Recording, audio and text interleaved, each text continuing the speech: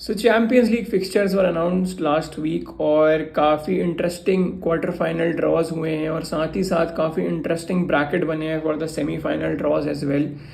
तो बात करते हैं, एक तरफ हमारे पास है 7 times champions league winner AC मिलान, 3 times champions league winner Inter Milan, 2 times champions league winner Benfica और टीम जो अपना पहली बार क्वार्टर फाइनल तक पहुंची है in the history of champions league, Napoli.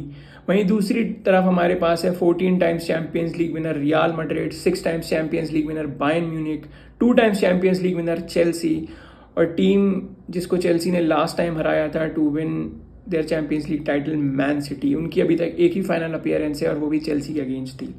तो पहले हम बात करते हैं उस ब्रैकेट की जहाँ पे we have 3 Italian teams and 1 Portuguese team. और मतलब वो एक ऐसा ग्रुप है, अगर वहाँ से कोई टीम विनर निकल के आता है इस चैम्पियंस लीग का तो काफ़ी अच्छा लगेगा मुझे personally as a football fan. But हाँ, अगर चेल्सी अगेंस्ट वो मैच खेलते हैं तो definitely I will not be happy watching them win. तो एक मैच है वहाँ पे बेनफिका वर्सेस इंटर मिलान। ये टीम्स आपस में चैंपियंस लीग में लास्ट टाइम 1964-1965 के फाइनल में मिली थी, जो कि इंटर मिलान ने 1-0 से जीतकर अपना सेकंड चैंपियंस लीग टाइटल नाम किया था। वो मैच सैन सीरो में हुआ था, जो इंटर मिलान का होम ग्राउंड है। और अगर इस मैच की बात करी जाए, इस ड्रॉ की बात करी जाए पर्टिकुलरली, और करंट रन ऑफ फॉर्म देखा जाए दोनों टीम्स का, तो बेनफिका का पलड़ा थोड़ा भारी है बिकॉज बेनफिका अपनी लीग में टॉप पर है, 10 पॉइंट्स का गैप है उनके और सेकंड प्लेस पोर्तो के बीच में। वहीं इंटर मिलान अपनी करंट लीग में 3 पर है, यानी थर्ड पोजीशन पे है and they are 21 points behind from the top team, 2 points behind from the second place team and 2 points ahead of the fourth place team. तो मेरे हिसाब से तो बेनफिका का पलड़ा काफ़ी भारी है। इंटर मिलान बहुत ही इनकन्सिस्टेंट रही है इस पूरे सीज़न और कहीं ना कहीं मुझे लगता है Benfica has the edge. They have the fire power, they are scoring good goals. I mean quarter final round of 16 में भी उन्होंने काफ़ी अच्छा खेला था। अब इस क्वार्टर फाइनल में आई थिंक उनके लिए कंफर्टेबल विन रहेगी ओवर इंटर मिलान। इतनी भी कंफर्टेबल नहीं रहेगी जितनी उनकी राउंड ऑफ 16 की रही थी, बट हाँ, I think Benfica will progress through to the semifinals. वहीं दूसरे मैच की बात करी जाए तो नपोली और AC मिलान, ये दोनों ही सेरिया की टीम्स हैं। नपोली जहाँ पे फर्स्ट पे है अपनी लीग पोजीशन में with 21 points gap from the second place team, AC Milan वहीं फोर्थ पर है और they are fighting for the Champions League spots for the next season. ये दोनों टीम्स कभी भी चैंपियंस लीग में एक दूसरे के अगेंस्ट नहीं खेली हैं। लीग में काफ़ी बार एक दूसरे के अगेंस्ट खेली और जो लास्ट मीटिंग थी वो सितंबर में थी इस सीज़न के, जहाँ पे नपोली ने AC मिलान को 2-1 से हरा दिया था। अब अगले 15-16 दिनों में जब सीज़न स्टार्ट होता है after the international break, they will be playing each other 3 times. पहली मीटिंग उनकी 2 अप्रैल को है, जो कि लीग मैच है।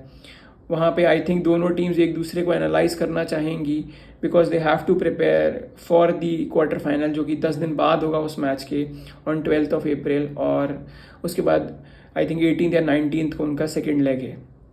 मेरे हिसाब से अगर देखा जाए रन ऑफ फॉर्म और जो पर्टिकुलरली नपोली की फॉर्म रही है इस सीज़न और उनके प्लेयर्स की फॉर्म रही है इस season, I think that Napoli is actually progressing through to the semifinals. क्योंकि AC मिलान चेल्सी के अगेंस्ट खेली थी इस चैंपियंस लीग में और कहीं ना कहीं मैं कन्विंस नहीं रहा था उनकी परफॉर्मेंस से, कंसिडरिंग वो लास्ट टाइम लीग जीते थे अपनी। हाँ, बट अगर देखा जाए तो उनके पास ज़्यादा पेडिग्री रही है इस कंपटीशन की, 7 बार जीत चुके हैं। उनके फैंस को पता है कि कैसे एटमॉस्फेयर क्रिएट किया जाता है इस कंपटीशन के लिए। But again, keeping that aside, I think Napoli will definitely go through to the semifinals. तो आई थिंक मेरे अकॉर्डिंग उस ग्रुप से नपोली वर्सेस बेनफिका का सेमीफाइनल होगा। और अगर मैं चाहूँगा पर्सनली कि Napoli should go through because अगर वो फाइनल तक जाते हैं और फिर जीतते हैं तो it will be a fitting tribute to their legend Diego Maradona. I mean Argentina का वर्ल्ड कप जीतना and the same season Napoli winning the league as well as Champions League, काफ़ी अच्छा ट्रिब्यूट रहेगा। आई मीन उनका home stadium भी उन्होंने उन्हीं के नाम पे रखा हुआ है, डिएगो आर्मांडो माराडोना स्टेडियम। तो आई थिंक नपोली उस ब्रैकेट से is the team that should make it to the final of this season's Champions League. अब बात करते हैं दूसरी साइड, जहाँ पे हमारे पास Real Madrid, Bayern Munich, Chelsea और मैन सिटी हैं। तो वहाँ पे एक मैच पड़ा है बायर्न म्यूनिख और मैन सिटी का। ये दोनों टीम्स कभी भी एक दूसरे से चैंपियंस लीग नॉकआउट स्टेज में नहीं मिली हैं। इन्होंने 6 ही मैच आपस में खेले हैं चैम्पियंस लीग में और सारे के सारे ग्रुप स्टेज मैचेस थे। 3 मैचेस मैन सिटी जीती है, 3 मैचेस बायर्न म्यूनिख जीती है। बट अगेन बायर्न म्यूनिख इस कंपटीशन में हमेशा बड़ी टीम्स को हराते हुए आई है। आई मीन रियल मैड्रिड को इतना नहीं हराया होगा, बट बाकी टीम्स जैसे PSG, बार्सिलोना, इन सबको काफ़ी बार हराया है बायर्न म्यूनिख ने। और बट वहीं अगर मैन सिटी की बात करी जाए तो उन्होंने लाइक ऐसी साइनिंग्स करी थी जो कि स्पेसिफिकली इसी टूर्नामेंट के लिए करी उन्होंने, जैसे कि अर्लिंग हालैंड साइन किया उन्होंने, हुलियन अल्वारेज को साइन किया उन्होंने। तो कहीं ना कहीं मुझे लग रहा है कि पेप गार्डियोला इस बार अपना टैक्टिकल ब्लंडर नहीं करेंगे, एटलीस्ट इस मैच में तो नहीं करेंगे, आगे का मुझे पता नहीं, इस ड्रॉ के लिए नहीं करेंगे। और मुझे कहीं ना कहीं लगता है कि पेप गार्डियोला मैन सिटी को एटलीस्ट बायर्न म्यूनिख तो हरा देंगे and will take this team to the semifinal. दोनों टीम्स की लीग पोजीशन भी ऐसी कोई खास नहीं है, दोनों अपने रिस्पेक्टिव लीग्स में सेकंड पर है। मैन सिटी 5 पॉइंट पीछे है आर्सेनल से, बायर्न म्यूनिख 3 पॉइंट पीछे है डॉर्टमंड से, सेम गेम्स प्लेड। तो आई थिंक हाँ बायर्न म्यूनिख कर सकती है कुछ भी, बिकॉज उनके पास काफ़ी एक्सपीरियंस प्लेयर्स हैं जो ये टूर्नामेंट जीते हुए हैं। वहीं अगर हम इनकी बात करें मैन सिटी की, तो यहाँ पे इतना एक्सपीरियंस नहीं है चैम्पियंस लीग को लेकर। बट हाँ they will definitely would love to win it, Pep would love to win it with Man City. So I think Man City के पास थोड़ी सी एज है, थोड़ी सी, बिकॉज अगर अर्लिंग हालैंड कहीं ना कहीं गलती से क्लिक कर गया पूरे मैच में तो वो बायर्न म्यूनिख को ईजिली हरा सकते हैं। बट वही है, Bayern Munich knows how Erling Haaland plays. So let's see what happens, but I think मेरे according Man City will go to the semifinals from this particular match. वहीं हम दूसरी तरफ आते हैं चेल्सी के ऊपर। तो चेल्सी का match for the third time in a row पड़ा है रियल मैड्रिड से। फर्स्ट टाइम हम उनसे चैम्पियंस लीग में 2021 में मिले थे, हमने उन्हें हराया था and then we went on to win the Champions League. फिर लास्ट सीजन हम फिर से उनसे मिले एंड उन्होंने इस बार हमें हराया and they went on to win the Champions League. अब इस बार पता नहीं क्या होगा, मेरे को तो बिल्कुल भी कॉन्फिडेंस है नहीं, बिल्कुल भी कॉन्फिडेंस नहीं है। बिकॉज जो थोड़ी बहुत भी एक मेरी उम्मीद थी कि यार एक यही मौका, एक चैम्पियंस लीग ही है जिसकी वजह से हम may be next season champions league खेल ले, तो अब वो भी कहीं ना कहीं डगमगा गई है ये पूरा ब्रैकेट ही देख के। क्योंकि पहले क्वार्टर फाइनल में समंदर पार करना है, उसके बाद खाई पार करनी है। I mean I don't think so we will be able to do that, because हमारी करेंट फॉर्म बहुत ज़्यादा पुअर है।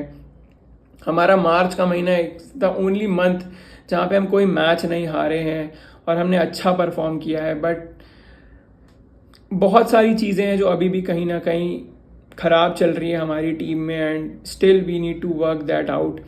रियल मैड्रिड की बात करें तो वो भी अपनी लीग में सेकंड पर हैं एंड आई थिंक काफ़ी ज़्यादा गैप हो गया उनके और बार्सिलोना के बीच में। बार्सिलोना को हरा नहीं पा रहे this season, I don't know why. और उनकी भी काफ़ी सारी प्रॉब्लम्स हैं, right back left back positions काफ़ी अनसर्टेन रहती हैं, कौन खेलेगा, किसको खिलाया जाएगा। कामाविंगा को खेलते हुए देखा है मैंने उस पोजीशन में, तो मतलब कुछ भी हो सकता है। बट कहीं ना कहीं जो रियल मैड्रिड की इस टूर्नामेंट को लेकर जो डीएनए है उस टीम का, इस टूर्नामेंट को पर्टिकुलरली लेकर, वो काफ़ी क्रेजी है। लास्ट सीजन में उन्होंने कितने सारे कमबैक्स किए थे, इस सीजन में भी against Liverpool in round of 16 वो 2-0 डाउन थे पहले हाफ में, पहले मैच के, और उसके बाद उन्होंने इतने गोल मार दिए कि मतलब लिवरपूल की उम्मीदें ही ख़त्म हो गई। तो I think real Madrid will easily go pass Chelsea in this particular leg. They will actually go past Chelsea मेरे according. I mean अगर चेल्सी कुछ मैजिक पुल ऑफ कर देती है तो I won't mind. But yeah, Real Madrid is going through to the semi-finals and then they will play Man City. Man City से वो खेले हैं लास्ट कुछ सीजन्स में and I think again Real Madrid will go through to the finals because I personally don't want Man City winning Champions League. I personally don't want. I would love to say see Napoli, Benfica or AC Milan, Inter Milan win the Champions League, but Man City. तो मतलब मेरे को लगता है कि real Madrid final तक जाएगी और फिर रियल मैड्रिड वर्सेस नपोली का फाइनल होगा मेरे अकॉर्डिंग, और वहाँ पे फिर नपोली पे कर्स लग जाएगा वो पहले फाइनल का, जो कि मैंने जब से फुटबॉल देखना शुरू किया है, मैंने आर्सेनल ने पहला फाइनल खेला था वो हारे, चेल्सी ने पहला फाइनल खेला था वो हारे, स्पर्स ने पहला फाइनल खेला था वो हारे, PSG ने पहला फाइनल खेला वो हारे, सिटी ने पहला फाइनल खेला वो हारे। तो आई डोंट थिंक सो, अगर वो कर्स फिर से लग गया तो again I think it's number 15 for Real Madrid then. Definitely, क्योंकि वो कर्ज लग गया। आई मीन अगर वो कर्ज ब्रेक होता है समहाउ तो it's well and good, but I think real Madrid out of all the teams मेरे को यही लगता है कि रियल मैड्रिड का जो डीएनए रहा है इस टूर्नामेंट को लेकर वो अगेन उन्हें ये ट्रॉफी जितवा सकता है, टू बी वेरी ऑनेस्ट।